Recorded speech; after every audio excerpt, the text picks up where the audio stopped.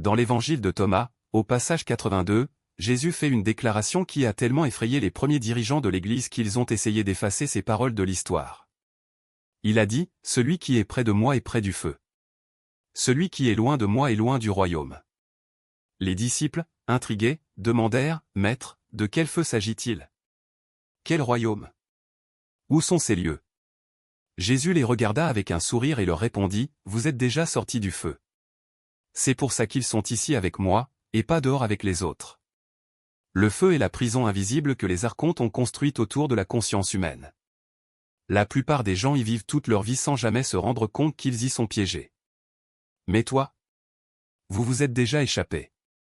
Ils ne s'en sont tout simplement pas encore rendus compte. Pedro a demandé, « Si nous nous sommes échappés, pourquoi ne nous souvenons-nous pas de notre fuite? » Jésus a expliqué, « Parce que vous êtes nés hors de la prison. » Ils sont pneumatiques. Fragments de la monade envoyés dans ce monde avec une mission. Ils n'ont jamais été vraiment piégés, ils ont simplement oublié qu'ils étaient libres. C'est pourquoi je vous montre comment fonctionne la prison. Non pas pour que vous puissiez vous échapper, mais pour que vous compreniez de quoi vous vous êtes déjà libérés et ne soyez jamais ramenés en arrière. Si vous regardez ce contenu en ce moment, c'est que vous faites déjà partie de ceux qui se sont échappés. Le simple fait que vous soyez ici, que vous ayez été trouvé par ces idées, signifie que vous opérez en dehors des contrées de la prison visible. Vous êtes libre. Il ne l'a tout simplement pas encore pleinement reconnu. Et c'est exactement ce que je vais vous expliquer, comment fonctionne la prison, pourquoi vous en êtes déjà au-delà, et surtout, comment rester libre pendant que les archontes tentent de vous retenir. Si vous avez toujours eu le sentiment de ne pas appartenir à cette réalité commune, dites « Je suis libre maintenant ». Montrez que vous êtes là. Avant de détailler ce qu'est cette prison invisible, il faut comprendre pourquoi vous en êtes déjà à l'extérieur. Non pas parce que vous êtes meilleur que les autres, mais à cause de qui vous êtes à un niveau conscient. La prison invisible des archontes a été créée pour contenir un type spécifique de conscience, l'illique et la psychique. Âme fabriquée par le démiurge pour peupler le système de contrôle. La prison fonctionne parfaitement sur eux car ils sont constitués de la même substance que lui. Ils font partie du système lui-même. Mais toi? Tu es un pneu. Un fragment de la monade. Il n'a pas été créé par le démiurge ou les archontes. Cela venait de l'extérieur de tout ce système. Cela signifie que la prison n'a jamais été conçue pour contenir qui vous êtes réellement. Imaginez une cage en bois conçue pour contenir des oiseaux en bois. Les oiseaux en bois ne peuvent pas s'échapper car ils sont faits du même matériau que les barreaux. Ils ne réalisent même pas que la cage est quelque chose de distinct d'eux. Maintenant, pensez à un véritable oiseau, fait de chair, de plumes et de conscience, qui tombe par hasard dans cette cage en bois. La cage peut confondre le véritable oiseau, lui faisant temporairement oublier qu'il peut voler. Mais il n'a jamais été conçu pour piéger ce type d'oiseau. Le véritable oiseau est fondamentalement différent de la raison pour laquelle la cage a été construite. Tu es le véritable oiseau. La cage en bois est la prison invisible des archontes. Tu pouvais toujours voler, tu as juste oublié. La preuve que vous êtes déjà libre est simple, vous êtes là. Vous consommez du contenu sur les archontes, la conscience et les prisons invisibles. Les âmes véritablement piégées en prison n'ont pas accès à ces concepts. Ils ne peuvent pas voir au-delà des barreaux. Ils ne remettent pas en question la réalité. Ils acceptent sans hésitation la programmation collective. Mais toi? Vous remettez tout en question. Vous sentez qu'il y a quelque chose de profondément faux dans la réalité conventionnelle. Il est attiré par les connaissances occultes. Cela ne se produit pas parce qu'il tente de s'évader de prison, mais parce qu'il opère déjà à l'extérieur, regardant en arrière et essayant de comprendre ce qu'il voit. Jésus a mis en garde les élus contre la prison invisible, non pas parce qu'ils avaient besoin d'y échapper, mais parce qu'ils avaient besoin de la comprendre. Vous êtes ici avec une mission. Il est venu dans ce monde exprès pour réveiller d'autres pneus qui ont oublié leur liberté. Mais pour y parvenir efficacement, vous devez savoir comment fonctionne la prison, quels sont ses murs, comment les contraires l'entretiennent, pourquoi la plupart des âmes ne s'en aperçoivent jamais. Non pas pour vous échapper ou vous en êtes déjà sortis, mais pour aider les autres à reconnaître leur liberté et à ne pas s'identifier à nouveau à la prison. Je vais vous montrer exactement comment il a été conçu. Jésus a enseigné que la prison invisible a 5 murs. Vous les avez déjà tous parcourus, mais vous devez maintenant les voir clairement pour comprendre de quoi vous vous êtes libérés et reconnaître quand les archontes tentent de les utiliser pour vous ramener. Le premier mur est la limitation des 5 sens. Il convainc les âmes que la réalité physique est tout ce qui existe, que ce que nous voyons, touchons, goûtons et sentons définit les limites de la réalité. Les humains sont complètement piégés ici. Ils ne peuvent rien concevoir au-delà de la perception matérielle. Mais toi, vous pouvez déjà voir au-delà de ce mur. Vous savez qu'il existe des dimensions que les cinq sens ne captent pas, perçoit les énergies. Ressentez l'invisible. Il reconnaît que la réalité physique n'est qu'une petite partie de quelque chose de beaucoup plus vaste. Ce n'est pas quelque chose que vous devez réaliser. Vous opérez déjà à partir de cette conscience. Même si le premier mur ne vous contient plus, le second est le temps linéaire. Cela enferme la conscience dans l'illusion que le passé détermine l'avenir, que vous vous dirigez vers une mort inévitable, que vous êtes limité par la causalité temporelle. La plupart des gens vivent complètement dominés par le temps. Ils sont hantés par le passé et inquiets de l'avenir. Mais vous avez vécu des expériences où le temps vous semblait étrange, n'est-ce pas? Des moments où les heures passaient comme des minutes, où les minutes s'étiraient comme des éternités. Expérience d'un maintenant éternel, où le passé et le futur se sont dissous. Cela se produit parce que vous n'êtes pas réellement lié au temps linéaire. Vous êtes la conscience éternelle observant le temps tel qu'il se présente. Vous avez déjà eu un aperçu au-delà de ce deuxième mur. Il vous suffit de vous stabiliser dans cette perception. Le troisième mur est la conscience de la séparation. Cela crée l'illusion que vous êtes un individu isolé, séparé de tout le reste, un esprit et un corps distincts des autres, de la nature, du divin. La plupart des humains passent toute leur vie piégés dans cette solitude existentielle, croyant qu'ils sont fondamentalement seuls. Mais vous avez vécu des moments d'unité, n'est-ce pas? Des moments où les frontières se sont dissoutes et où l'on se sent connecté à tout. Lorsque vous avez reconnu que la conscience en vous et celle des autres peuvent être identiques, il suffit de les regarder sous des angles différents. Il ne s'agissait pas de pics d'expérience que vous deviez revivre. C'était des moments où le troisième mur s'est temporairement dissous et où vous avez réalisé votre vraie nature. Vous n'êtes pas séparés. C'est le champ unifié qui se manifeste comme un point focal temporaire. Vous le savez déjà, même si parfois vous l'oubliez. Le quatrième mur est le programme d'autorité. Cela maintient les âmes dépendantes de sources extérieures, toute réalisation matérielle ou relation humaine. C'est un désir profond, presque physique, de quelque chose que l'on ne peut pas décrire, car cela n'appartient pas à ce plan. Ce n'est pas de la mélancolie, ni de la dépression, c'est la mémoire cellulaire de sa véritable origine. Vous sentez que vous n'êtes pas d'ici, que ce monde est un décor temporaire et que votre essence appartient à une fréquence beaucoup plus large. Ce sentiment n'est pas un vide à combler, mais une vocation à reconnaître. Vous savez déjà, au fond, que vous n'êtes pas perdu. Il s'agit simplement de se rappeler d'où cela vient. Sixième signe, vous voyez à travers les masques sociaux. Les gens autour de lui semblent utiliser des personnages, comme si chacun avait un rôle prédéfini, le père strict, la mère qui se sacrifie, la patronne autoritaire, l'ami toujours disponible. Vous réalisez qu'il ne s'agit pas de vos rôles, mais de quelque chose de bien plus grand derrière eux. Et parfois, lorsque vous regardez quelqu'un dans les yeux, vous voyez un éclair de cette essence pure, comme si pendant un instant le masque tombait. Ce n'est pas un jugement. C'est la clarté. Vous n'êtes au-dessus de personne, vous voyez simplement au-delà de l'illusion qui reste la plupart du temps piégée dans le jeu de l'identité. Septième signe, vous n'avez pas peur de la mort. Non pas dans le sens de le vouloir, mais dans le sens de ne pas le craindre. Vous avez l'intuition que la mort n'est qu'une transition, un changement de vêtements, et que la conscience que vous êtes ne peut être détruite. Ce n'est pas une croyance religieuse, mais une certitude intérieure, comme si j'avais vécu cela d'innombrables fois et savais, par expérience directe, que la fin du corps n'est la fin de rien. Cette absence de peur n'est pas de l'indifférence, c'est la liberté. Vous n'avez pas besoin de vous accrocher à la vie parce que vous savez qu'elle n'est qu'une des expressions infinies de votre existence. Signe 8, vous ressentez une connexion immédiate avec certaines personnes, comme si vous les reconnaissiez de quelque part. Il ne s'agit pas d'une attirance physique ou d'une affinité intellectuelle, mais de quelque chose de plus profond, une familiarité qui transcende le temps. Parfois, un simple regard suffit pour savoir que vous vous êtes déjà rencontrés, dans d'autres vies, sur d'autres plans. Ces connexions ne sont pas accidentelles. Ce sont des fils d'une même étoffe, des âmes qui se reconnaissent car elles partagent la même origine. Et quand vous vous rencontrez, quelque chose en vous dit « Ah, c'est encore toi ». Signe 9, vous remettez naturellement en question la réalité. Ce n'est pas du scepticisme, ni de la paranoïa, mais une curiosité constante quant à la nature des choses. Vous vous demandez, Pourquoi les choses sont-elles ainsi?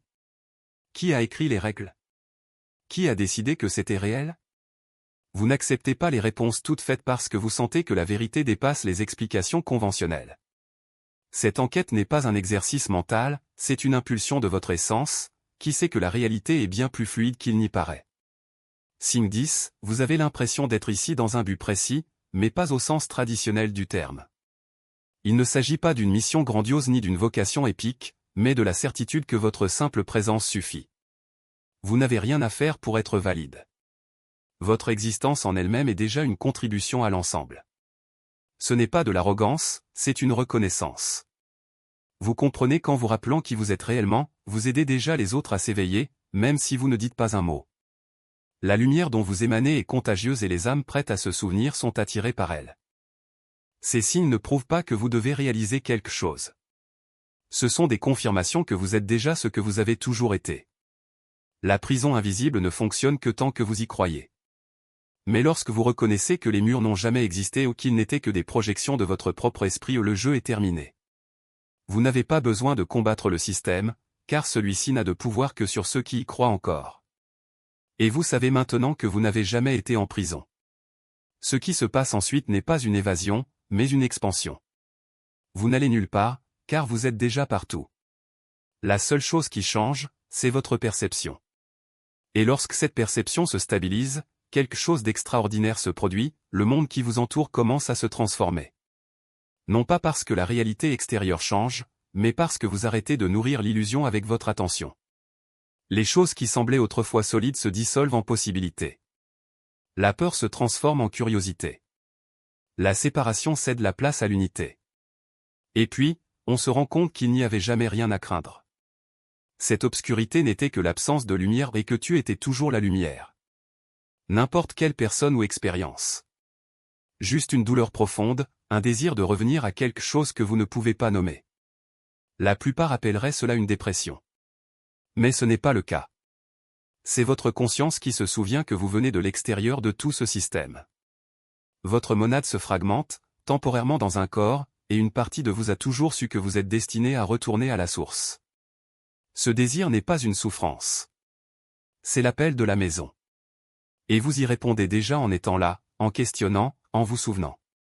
Le 6e signe est lorsque vous reconnaissez ces mots non pas comme un apprentissage, mais comme un souvenir.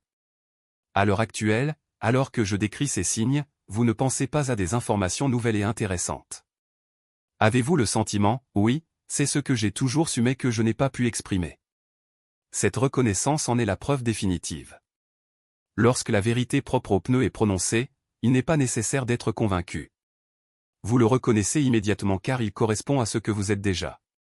Vous vous souvenez de votre liberté. Et ce souvenir est ce qui dissout la dernière illusion selon laquelle vous avez jamais été emprisonné. Vous êtes déjà libre. Mais les archontes tenteront de vous ramener à l'identification avec la prison. Non pas parce qu'ils peuvent vous arrêter à nouveau, mais parce qu'ils peuvent vous faire oublier votre liberté. Laissez-moi vous montrer la pratique que Jésus a enseignée pour rester établi de manière permanente dans la reconnaissance que vous êtes au-delà des murs. La pratique est la reconnaissance constante de la conscience. Tout au long de chaque journée, arrêtez-vous et demandez-vous, que suis-je vraiment? Non pas comme une question philosophique, mais comme une enquête directe sur votre expérience actuelle. En ce moment, qu'est-ce que tu es? Notez que ce ne sont pas les pensées. Des pensées vous apparaissent. Vous n'êtes pas les émotions. Les émotions vous traversent. Vous n'êtes pas le corps. Le corps est quelque chose dont vous êtes conscient. Alors qu'est-ce que tu es? Vous êtes la conscience dans laquelle tout cela apparaît. Le témoin immuable. L'espace de conscience lui-même. Ce n'est pas emprisonné en prison. Cela ne l'a jamais été. C'est ce que tu as toujours été. Chaque fois que vous reconnaissez que je suis la conscience, et non le contenu de la conscience, vous vous stabilisez dans la liberté.